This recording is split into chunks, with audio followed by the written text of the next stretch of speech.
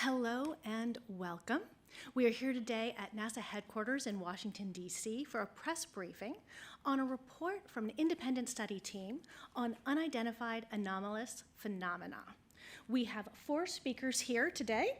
We have Bill Nelson, our NASA administrator, Nicola Fox, the associate administrator for the Science Mission Directorate, Dan Evans, the assistant deputy associate administrator for research within the Science Mission Directorate, and David Spergel, who is the president of the Simons Foundation and was also the chair of this particular independent study team. I will ask everybody in the room to please silence your cell phones. We will get started with everybody giving a few opening remarks, and then we will take questions. We will take questions both in the room and then from the phones. And for now, I will hand it over to the administrator. Thanks so much, and thanks for coming today. NASA searches for the unknown in air and space. It's in our DNA. From digging on Mars with the Perseverance rover in those little titanium tubes that we intend to go back and pick up, digging in a dry lake bed near the mouth of a river. Now we're going up to the top of the cliff where the scientists feel that there could be the best examples of if there were life there millions of years ago. Whether we're dealing with Perseverance or the James Webb Space Telescope, which searches for exoplanets with signs of habitability, we are looking for signs of life, past and present. And it's in our DNA to explore and to ask why things are the way they are. In June of last year, NASA commissioned an independent study team to examine unidentified anomalous phenomena. We did so with a few goals in mind.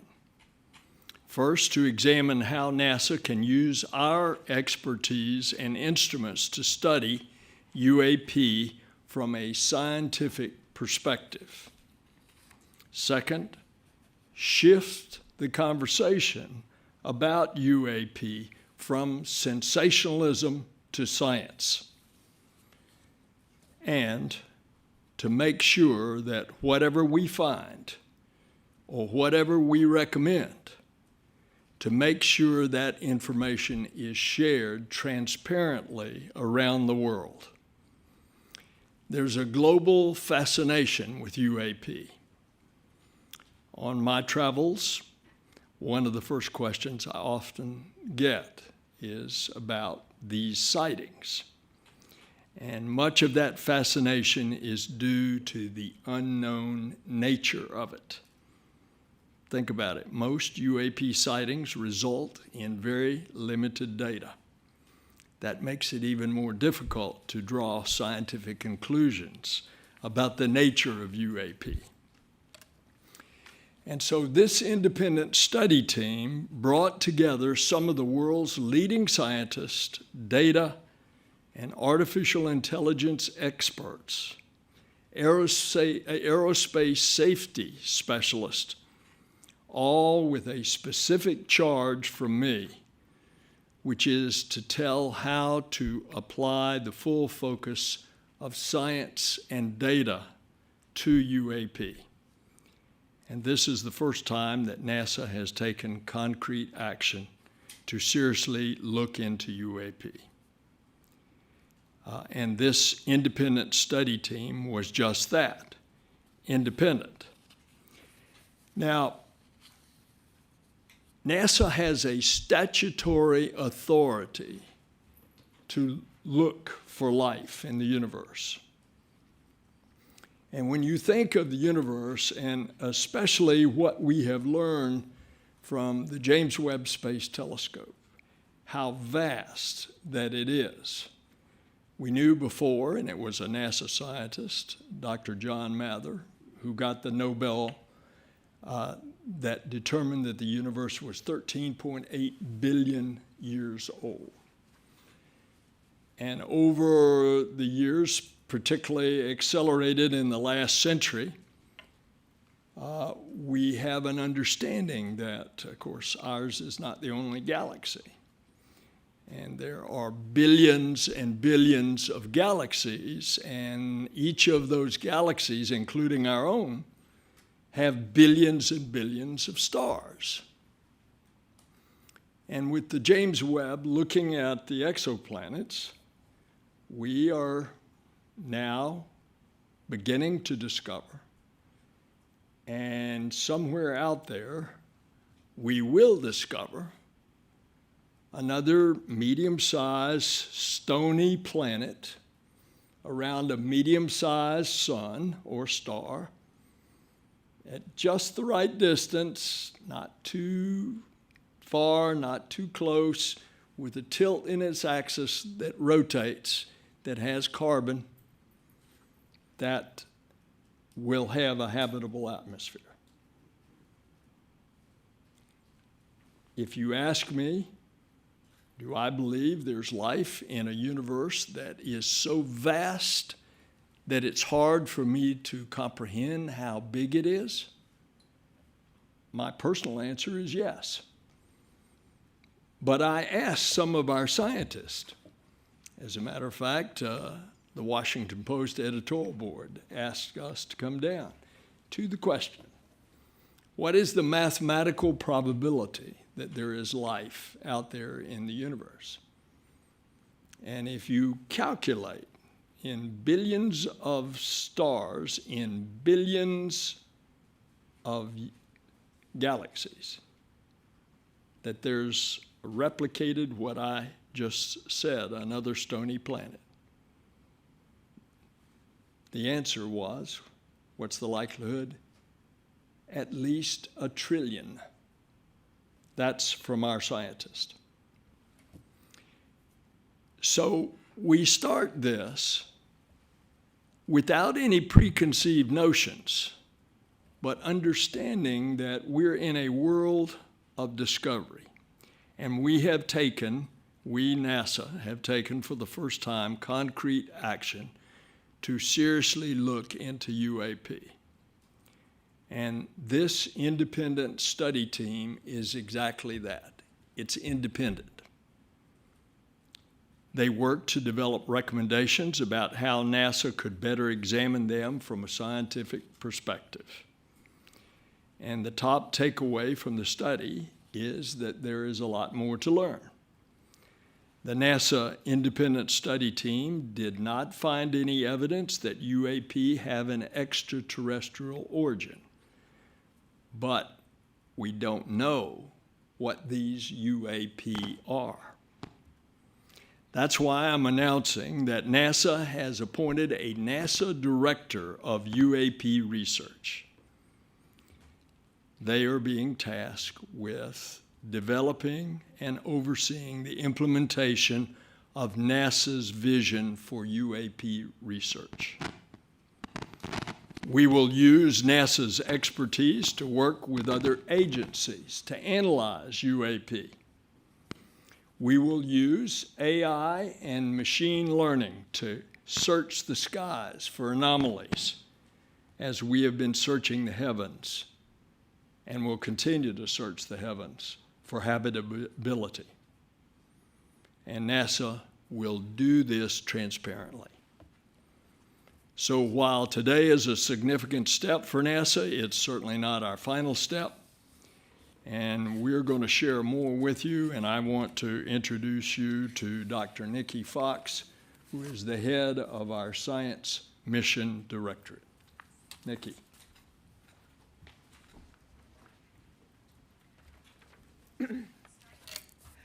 Good morning, and thank you so much, Administrator Nelson. It's always tough to follow Bill. He's such a great speaker. But I want to thank the independent study team for their amazing service on the study and for their continued contributions towards the advancement of our nation's understanding of unidentified anomalous phenomena. UAP, as Bill just eloquently said, UAP are one of our planet's greatest mysteries, and it's really due to the limited number of high-quality data that surrounds such incidents and often renders them unidentifiable. While there are numerous eyewitness accounts and visuals associated with UAP, they're not consistent, they're not detailed, and they're not curated observations that can be used to make definitive scientific conclusions about the nature and the origin of UAP. The language of scientists is data, and data points towards a scientific conclusion to what the nature and the origin of UAP could be. That leads us to why we're here today. The independent study team's report is now public, and it can be found at science.nasa.gov/UAP.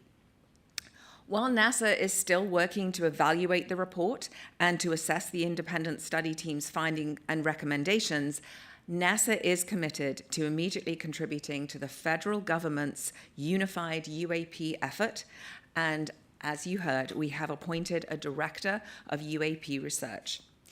In their role, they will centralize communications, resources, and data analytical capabilities across the federal government to establish a robust database for the evaluation of any future data. Additionally, our Director of UAP Research will also leverage NASA's expertise in artificial intelligence, machine learning, and space-based observation tools that will support and enhance the broader government initiative into UAP. They will serve as NASA's point of contact for government entities, but especially for the All-Domain Anomaly Resolution Office, or AARO. And this will ensure our coordinated efforts and effective communication channels. Beyond our Director of UAP Research, NASA will also advance citizen reporting by working with the public and commercial pilots to collect a broader set of data to add to the vast data repositories to not only contribute to a broader, more reliable data set for future UAP incidents, but to also contribute to the destigmatization of the important study of UAPs. And with that, it is my great pleasure to hand over to Dr. Dan Evans, who is the NASA official responsible for supporting this amazing study.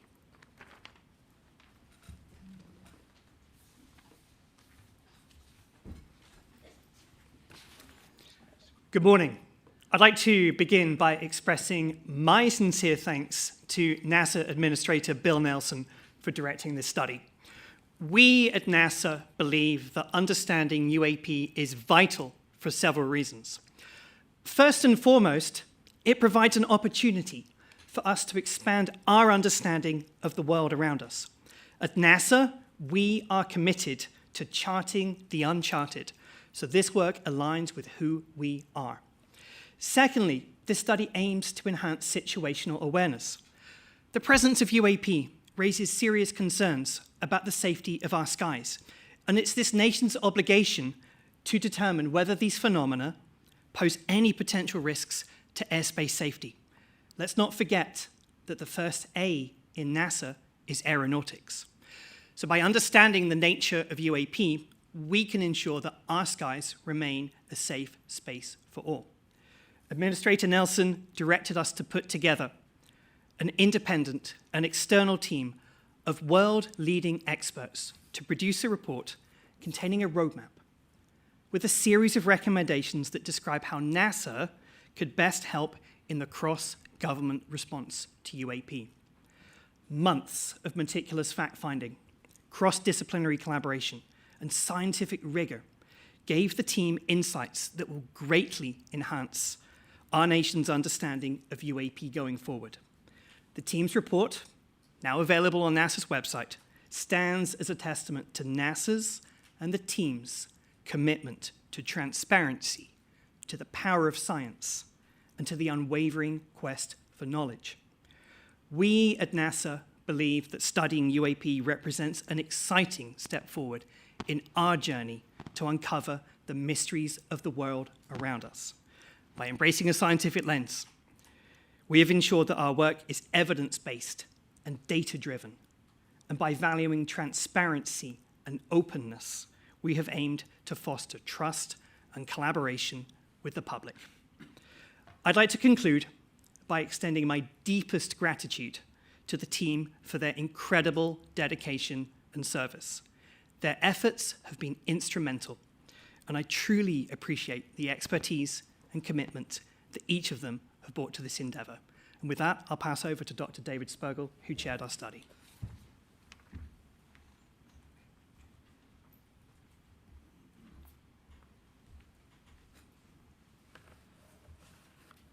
Well, first and foremost, I'd like to extend our sincere gratitude to the NASA Administrator for entrusting us with this pivotal study. Your faith in our capabilities has been a driving force behind the panel's approach.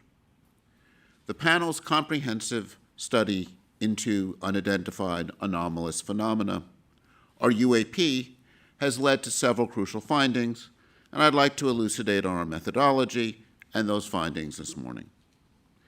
We began by rigorously assessing the current state of UAP data. Our goal was not to repeat the work of the ARROW, but to understand the nature of the reports. Our goal was to produce a roadmap for NASA to contribute to the understanding of the nature of UAP events. We looked at NASA's assets. While they provide a comprehensive picture of the ocean, the Earth's surface and atmosphere for studying our evolving planet, they typically do not have the resolution needed for UAP events.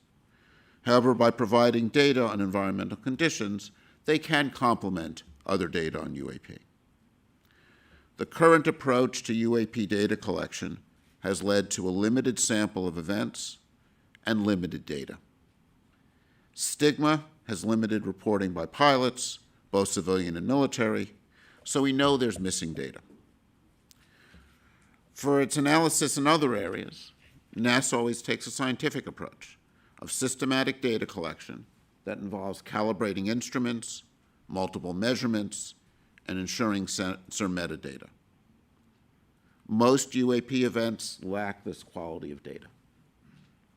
One of NASA's contribution to the broader governmental effort to bring these methodologies to create a data set is to bring these methodologies to create a data set that's both reliable and extensive.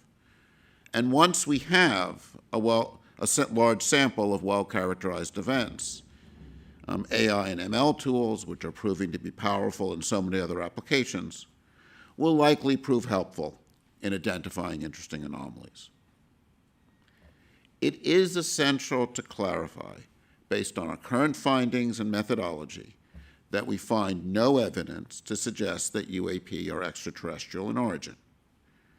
Our focus is on understanding the phenomenon, however, regardless of the source. And previous work from the ARROW has shown that most events are explainable as planes, balloons, drones, weather phenomena, and instrument features. And in any search for interesting anomalies, the first step is to eliminate the chaff of conventional events before moving on to identify novel phenomena. In this, the public's role cannot be overstated.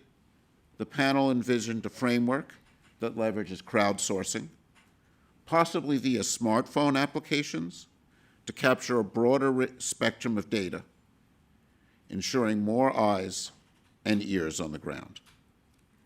Lastly, we delved into the safety concerns UAP present within U.S. airspace. By integrating UAP collection within our current aviation reporting system, the panel believes we can provide insights into potential safety risks. NASA can reduce the stigma associated with pilots reporting anomalies, and fundamentally, by studying events we don't understand, we advance our understanding. So in conclusion, with a rigorous methodology, collaborative efforts, public engagement, NASA can be a key player in the whole of government approach to understanding UAP.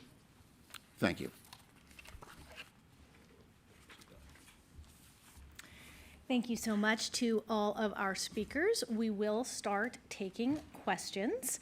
For those in the room, we have a microphone over here that we would ask you to speak into. We will also be alternating with questions from those on the phone line. For those of you who are in the phone line, please press *1 to get onto the queue. We will try to answer as many as we can today. We'll see how it goes. Please, sir. Thank you very much. This is directed to Mr. Nelson. Thank you for being here. Two quick questions. One is, how can we make the determination of what something isn't when we don't know what it is? And B, after a careful review of the data, if it's determined that some, underline the word some 10 times, UFOs or UAP originate from a non-human intelligence, what's the plan to disclose that to the public? And can you identify yourself, please? James Fox. Thank you. I'm sorry, and what outlet? Independent media. Thank you. Well, let me repeat. It's on. Let me repeat what I said. I think it's important that you hear this word for word. The NASA independent study team did not find any evidence that UAP have an extraterrestrial origin. But we don't know what these UAP are. The mission of NASA is to find out the unknown. I've said several times in my comments here today that we, NASA, deal openly and we will be transparent on this. And we're trying to address the question of there's so much concern that there's something locked up, classified, and that the American government is not being open. Well, we are the American government, and we are open, and we're going to be open about this. We don't, again, I'm going to repeat that statement, but we don't know what these UAP are, but we're going to try to find out. Thank you very much. And is there a plan in place if it is determined that some of them represent or originate from a non-human intelligence to tell the public? Is there a plan or? If we are what I said we intend to be, which is transparent, you bet your boots. We will say that. And I've tried to set the table for you by telling you what I personally believe in a universe that is so vast that could there be a replication of life on Earth elsewhere in another solar system that is so big? Of course I believe that. The distances, it would have to be a very advanced civilization. The distances, you know, light years, hundreds of light years, billions of light years. But whatever we find, we're going to tell you. Thank you very much. Great, and we'll move on to the next question. Please do identify yourself. Thanks. This is Joey Roulette from Reuters. Question for Bill Nelson or any of the other panelists. So you've appointed a director of UAP research. Have you named someone to that role? And what kind of investment are you considering making in this? Is this going to be a new program office? Have you thought of funding figures, et cetera? Thanks. Yes, we have. We've already appointed the person. They've been working there for a while now, like during this study, to help be a point of contact. And we you know, any budget discussions, of course, are part of a very intricate federal budget request, and so they're not something that we discuss openly. But we will certainly look at what resources need to be allocated. Can you name the official who's in We that will role? not give his name out, no. Okay, thanks. Thank you. We'll take another one from in the room. Hello, Dan Rivers from British broadcaster ITV News. I heard the word stigma mentioned several times, that you want to remove the stigma. Is your message to pilots and other people that this is no longer the preserve of cranks and that you won't be laughed at and that you will take them seriously? Is that the takeaway? That is exactly the message. I mean, at NASA, we're scientists. We love data. We love all data. And if there is something that needs to be reported, and we want people to be able to feel that they can report that. We spoke in the open hearing that we had here just a few months ago. Dan, remind me when it was? May 31st. May 31st. And we actually talked then about we wanted to remove the stigma, and we also did not tolerate any of the abuse that some of our members of the panel were receiving, particularly on social media, for doing this really important scientific study. So absolutely, we want pilots and both, as Bill said, both private pilots, commercial pilots, military pilots to feel that if they see something, they need to report it. I want to say, and I want to repeat the way I said it, we want to shift the conversation about UAPs from sensationalism to science. I think of this in terms of the signs we see around for security, which say, if you see something, say something. I think in this context, we would summarize it as, if you see something, collect high-quality data on it, because then we can learn. If I may, I just noticed in the report the Go Fast incident was one that was picked out, and that had been held up as an example of a very credible sighting that you seem to be pouring doubt on. Can you just talk to that? I mean, we looked at that as one example, and I think this is something that Arrow has actually done a very good job of going through the events. And most events are going to turn out, even if there are some events that in the end turn out to be something novel, most events are going to turn out to be conventional things, balloons, airplanes, and so on. I think of the process of discovery of anomalies as looking for a needle in a haystack. And if you want to find a needle in a haystack, you've got two choices.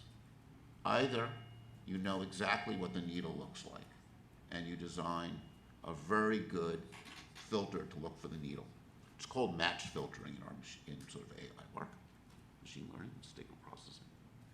Or you don't know what you're looking for. And with anomalies, that's really the case we're in. We're looking for things we don't understand. So if you want to find something strange in a haystack, you better know exactly what hay looks like. And you better be able to characterize that really well. And that's why in a process like this, and this is something that I think we bring to this as we look for anomalies, is you need to know what typical regular things look like under all conditions. You need to know what balloons look like when pilots see them, so under unusual conditions, so that you can eliminate those events. And that's why in identifying anomalies, understanding the normal is a very important part of it, and understanding that under different observing conditions, and collecting data in a uniform way. I mean, this is what we do when we study anomalies in space science or other areas of science. And what we're trying to do is bring this approach to this field by saying, collect high quality data, understand the normal events, and that's how we move things forward. Thank you. We'll move on to the next question, please. Hello, I'm Nomia Iqbal from BBC News. Just to follow up on the stigma question, UAP, that term has been used in part to destigmatize UFOs. The fact is most people use UFOs.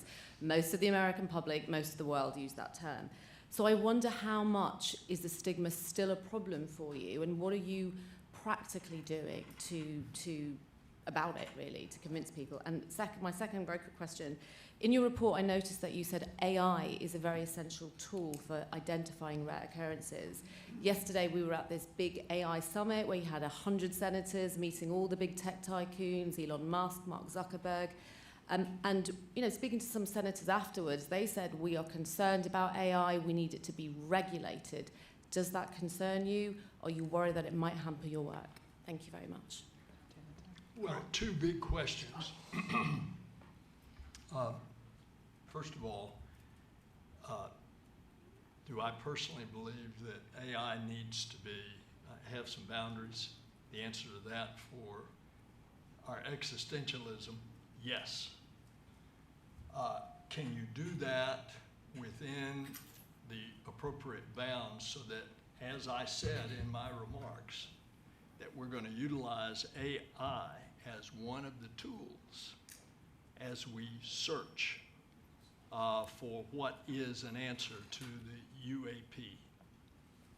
And so no, I don't think that any attempts to that the Congress has underway to try to write a law that would appropriately put guardrails around AI for other reasons is in any way going to inhibit us from utilizing the tools of AI to help us in our quest on this specific issue. Now, what was your other question?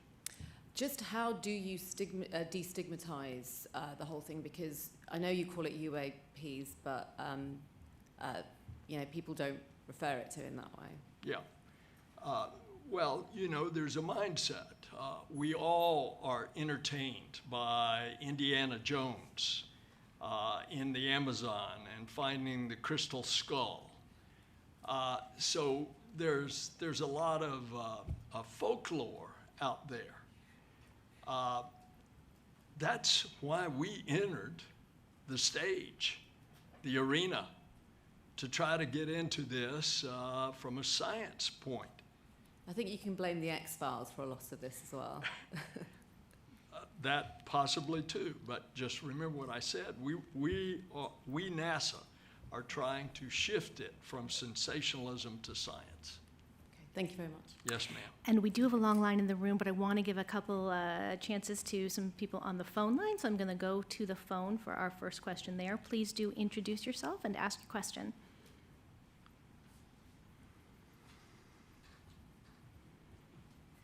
The phone, can you hear me? Our first question is from Marcia Dunn with the Associated Press. Your line is open. Yes, hi, Marcia Dunn, AP. I'm already receiving emails on Area 51 in Roswell, so I would like to ask Mr. Spergel, how much were you and your fellow panel members hassled or bombarded by this sort of thing during the course of your study? And for NASA, are you not naming the director of UAP research for this very reason, so that they're not hassled and bombarded by the fringe element? Thanks. I would divide kind of emails and tweets into two types, right? There's some where people honestly are curious about things they've seen, they've heard. There are things that are hard to respond to, like my uncle who's dead saw something strange, and you get a report. And that's not useful, but that's harmless. On the other hand, one of the things that happened during the study, and this may be part of a bigger discussion of cultural behavior on social media, where people behaved badly, and I would say harassed some of our panel members. And that, I think, was very inappropriate behavior one doesn't want to see. Sadly, I think it's part of a deeper problem when people somehow feel on the web, on social media, they can be nasty and hostile, and sadly, some of our panel members experience that. Yeah, I would just simply add to that to say that not only were some of the things that our panel members received during the course of this study simple trolling, some of them actually rose to actual threats. And as a result, we at NASA take the sanctity of the scientific process and the security and safety of our team extremely seriously. And yes, that's in part why we are not splashing the name of our new director out there, because science needs to be free. Science needs to undergo a real and rigorous and rational process, and you need the freedom of thought to be able to do that. Some of the threats and the harassment have been beyond the pale, quite frankly, towards some of our panelists. And yes, it's important that science be free as part of that process. Thank you so much. We will go to another question on the phone, please. Please go ahead and introduce yourself. Our next question comes from Tom Clark with Sky News London. Your line is open. Oh, hi there. Thank you very much for taking my question. I want to understand how much, you won't give us an idea of money, but how many assets or new research programs will be devoted to this by the administration. Because it strikes me that although the argument for aviation safety is clear, there are other departments and agencies responsible for that particular thing. And as the report concludes, the likelihood of there being extraterrestrial explanations or truly scientific explanations for many of these phenomena is very, very small. Shouldn't NASA devote its research budgets and its efforts to those much more likely and tangible signs of extraterrestrial life through things like the James Webb Space Telescope or extrasolar planet detection? Thank you for the question.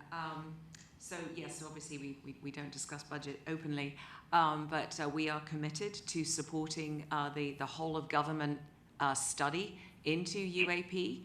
All of our data are open. In fact, if you look at the report, you'll see a very large sort of background material or supplemental material in there, because we literally released everything, because that's what we do at NASA. We do have our key agency goals. We have obviously our goals in the Science Mission Directorate, our themes that we follow, and one of those, as the administrator described, is the search for life elsewhere.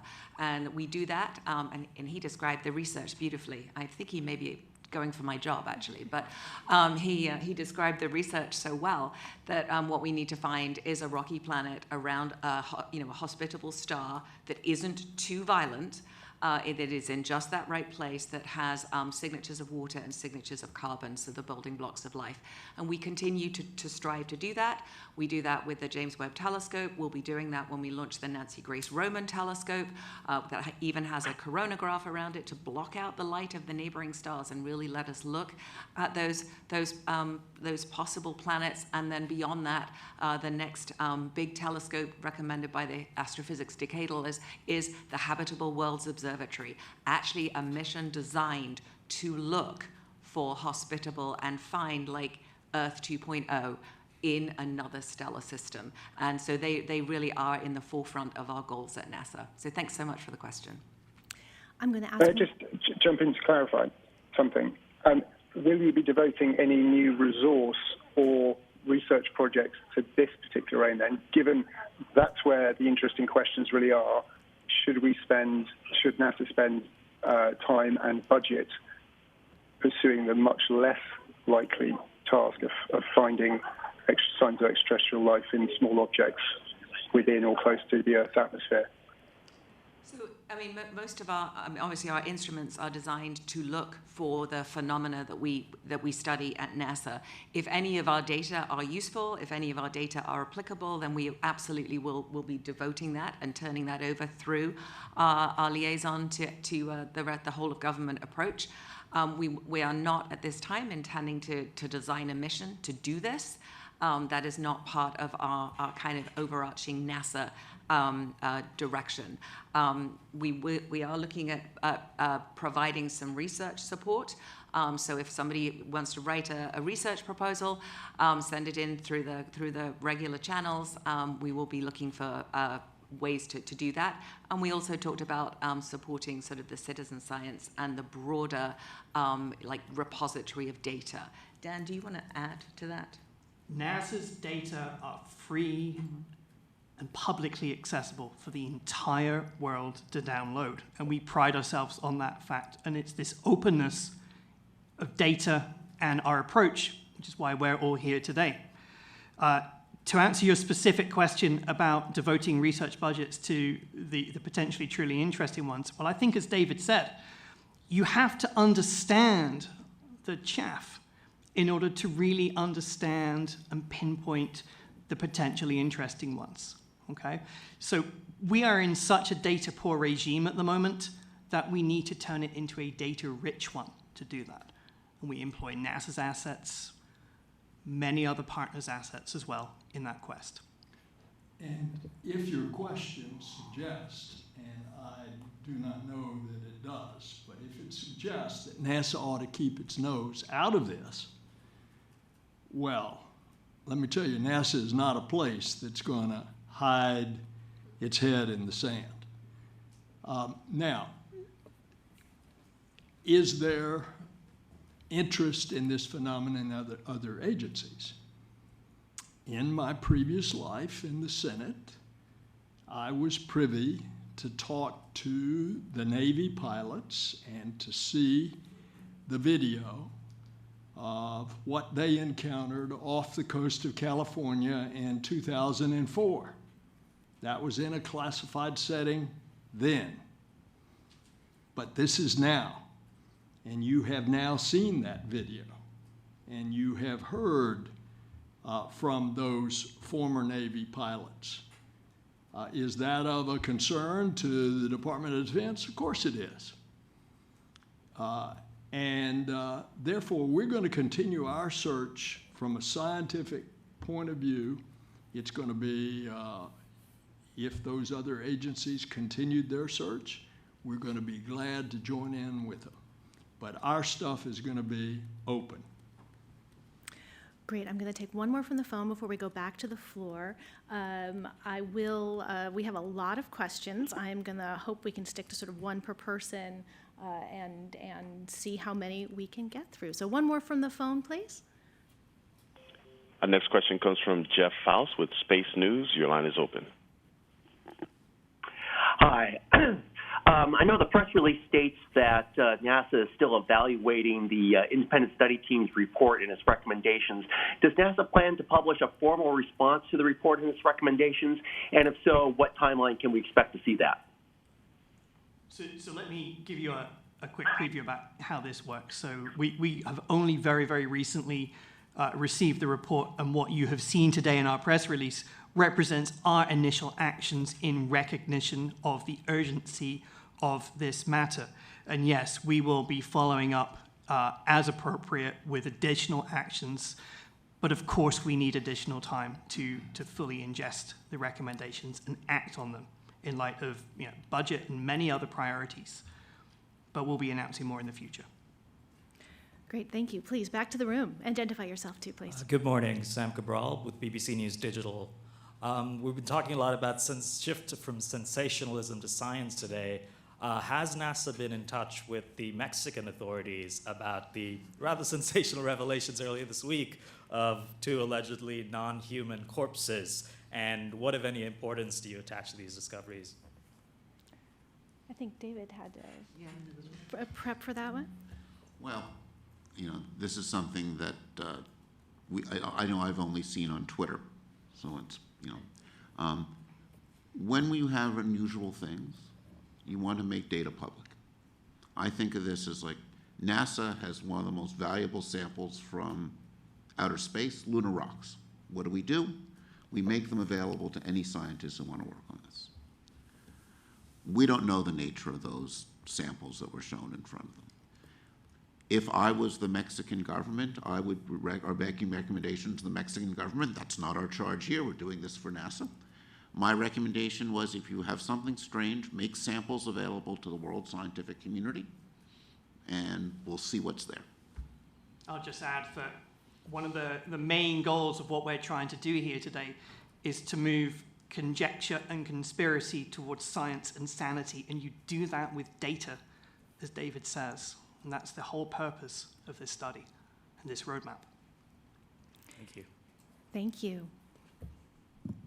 Hi, Brandy Vincent from Defense Scoop. Thank you all for doing this. I actually have 2 lines of questions, if it's okay.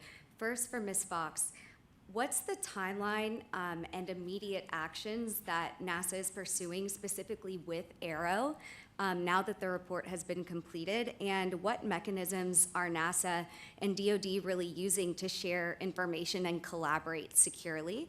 And do you see more coming?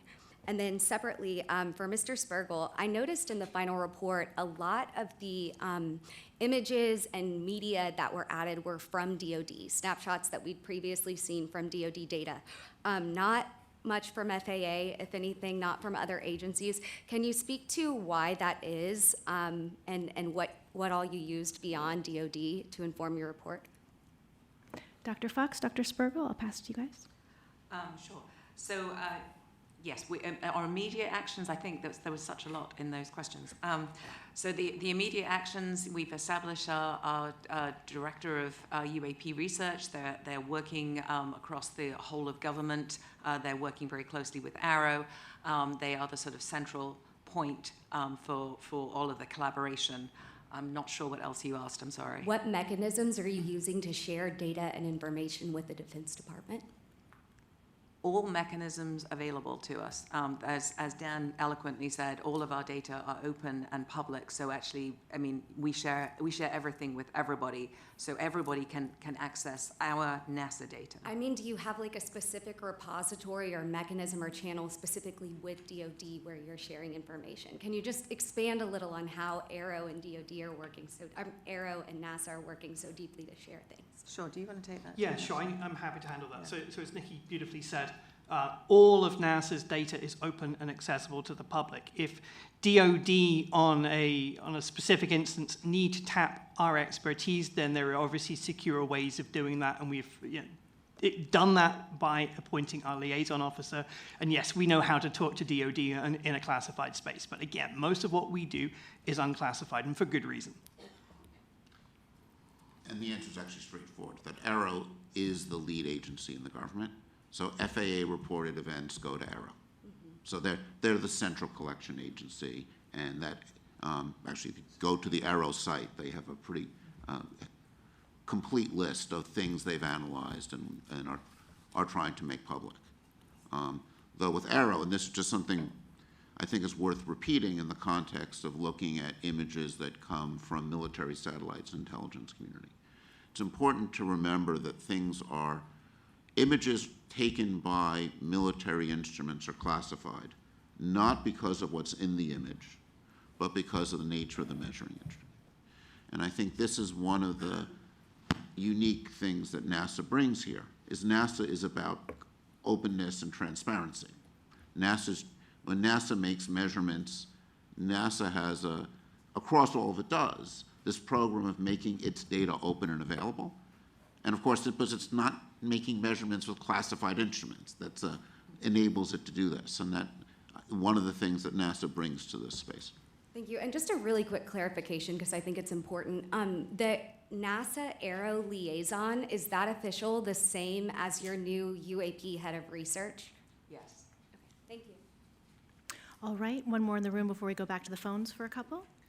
Thank you. My name is Jacob Jensen. I work for a Danish newspaper called Berlingske. My question is for Mr. Nelson.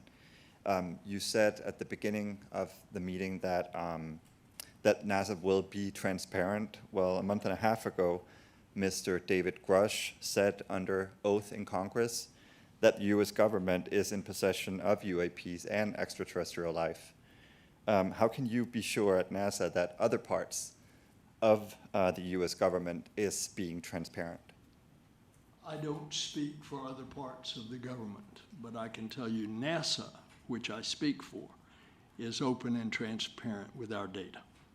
Do you believe what Mr. David Grush said, or is he lying? You would want me to give a personal opinion? Yes, please. Of what he said. What he said, if I recall having seen this on the nightly news, was that he had a friend that knew where a warehouse was that had an UFO locked up in a warehouse. He also said he had another friend that said that he had parts of an alien. Whatever he said, where's the evidence? Is my response. Excuse me. He also said that he did interview over 40 employees at the Pentagon. Long time ago, there was a TV show, Jack Friday, and he used to say, just the facts, just the facts. Show me the evidence. Thank you, sir.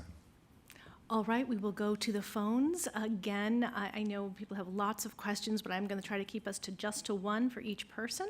And so next person on the phone, go ahead and introduce yourself. The next question comes from Gina Cesari with ABC News. Your line is open. This is for Senator Nelson. Your report mentioned that AI could be very useful in helping in this investigation. How do you see that, sir? Well, why limit us in anything in interpretation of data? And AI is just coming on the scene to be explored in all areas. So why should we limit any technological tool in analyzing data that we have? I said AI was one of the things that we were going to employ. We use AI, or artificial intelligence and machine learning throughout our NASA science portfolio. It is an amazing tool for helping us to actually find often signatures that are sort of buried in data. And so a lot of our data are just sort of wiggly line plots. We get excited about wiggly line plots, by the way. But sometimes you see the wiggles and you miss a signal in there. And by using artificial intelligence, we can often find signatures. So one example we've had is to be able to find signatures of superstorms using very old data that really is before sort of like routine scientific satellite data. And it's amazing. And so just being able to use those techniques often can allow us to find things, to actually find the needle. As David so eloquently said, once you've actually really it also helps us to really characterize the hay. And so you can start subtracting the hay and look for the needles behind. So let me just take this moment to try to demystify AI and ML. Thank you. When, as scientists, and probably many of you in high school were trained to do this, we had some data. You took your data, you drew a graph, you put a line through it. You had data in 2 dimensions, X and Y. Right now, much of our data is in a much higher dimensional space. And if you're working with something like ChatGPT, it's in a high dimensional space of language, or tokens, if you want to get technical, with 12,000 tokens in the ChatGPT 3.5, for example. And machine learning is a powerful tool for representing functions in high dimensional space.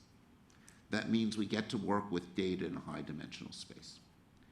AI is very powerful, but it's no more powerful than the data you give it.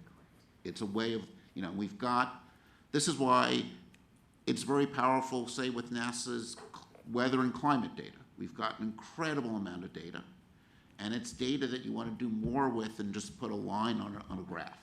You want to extract all that information or more information in that high dimensional space. And I think we're just really discovering the power of that tool. And it's one of the tools NASA and, not just scientists, but I think a lot of people in a lot of different industries are using to learn new things about high dimensional data.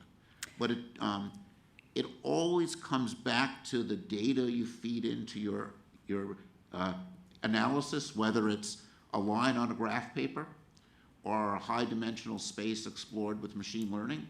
And if you don't got good data, you're not going to learn things. I'm going to add one sentence. Sorry. High dimensional does not mean high space dimensions, not interdimensional travel. We're talking about multiple parameters here. Okay. Aaron.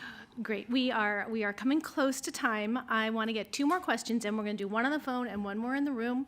And hopefully, if we keep our questions short and our answers short, we'll get to those 2. For anybody who's here who hasn't had a chance to ask a question, you are more than welcome to send an email, and we will try to get you answers as quickly as possible. So one more on the phone, please. Yes, our next question comes from Peggy Holliger with Financial Times. Your line is open. Thank you very much, and thank you for allowing me to ask a question. I'm curious about you saying here that you want to rope in crowdsourcing, but also you speak specifically about the potential of using commercial assets as well as your own I'm curious about, can you just give me a bit more detail how you will do that? Will that be through commercial contracts, or will you ask for voluntary reportings of sightings? And also, I think that's when you talk a lot about the importance of sensor, I'm going to use the word harmonization, because there's no kind of harmonization between the way the sensors work. Presumably, that would be the same for the use of commercial assets. You know, how does that use of commercial assets and crowdsourcing square with the sensor harmonization that you talk about? And who's going to pay for all this? Thank you. So let me just say a little bit about crowdsourcing. Much of what we have in mind is taking advantage of the fact that there's several billion of these floating around, right? And they take, I'm holding up a cell phone for those on the radio. They take wonderful, high-quality images, have high-quality metadata, record local magnetic field, sound, gravitational field. There's a wealth of data that a cell phone takes, and you can imagine designing apps that make the images relatively tamper-free. You can at least make it hard to do. And I think if we have a collection where interesting events are collected by citizens, hosted, and you have multiple images of the same event, we will be able to learn a lot. And you know, one of the things NASA supports is citizen science. And I think that the idea that if you see something you don't understand, collect data, we aggregate the data and we learn from it, is important in this context, and just, I think, in some ways, an opportunity to engage the broader public in doing science. Great. Our last question, please, from the floor. Yep. Thank you all for doing this. Joe Khalil with News Nation. My first question is, you've described harassment of some of the panelists. While that is horrible and never a good thing, it does sort of come with the nature of public officials. You know, Mr. Nelson, as a senator, lawmakers get that kind of thing all the time. Is that the justification for keeping this new position, Director of UAP Research, private? Do you plan on doing that forever? Is that a temporary thing? Because it seems to cut against the dedication to being open and transparent if this person forever is not going to be revealed, their identity, who they are. Yeah, okay, so at the time, yes, we are withholding that name. Let's not forget that we've only just received this report. And what we need to do now as an agency is come together and provide a cohesive and coherent response to it that addresses multiple findings and recommendations, okay? We're only announcing initial actions today. Will that person's name be disclosed, to answer your specific question? Potentially, yes. But again, we need to ensure that the scientific process and method is free, okay? That's my response. Thank you. And just lastly, the report says that you relied on unclassified material. You've given a very understandable description for why the DoD classifies certain images and videos. Why did you all not have access to classified material, and could you have, done that? I have. So just understand that. Let the committee speak for themselves. So one of the reasons that we restricted ourselves, this study, to unclassified data is because we can speak openly about it. And in so doing, we're aiming, again, to alter the discourse from sensationalism to science, as Administrator Nelson beautifully said. NASA personnel, as appropriate, know how to talk to DoD on a classified basis, but the purpose of this study was to tell us what open data we could use in combination with the power of science to move our understanding forward. Okay? That was the purpose, and we're speaking about it openly today.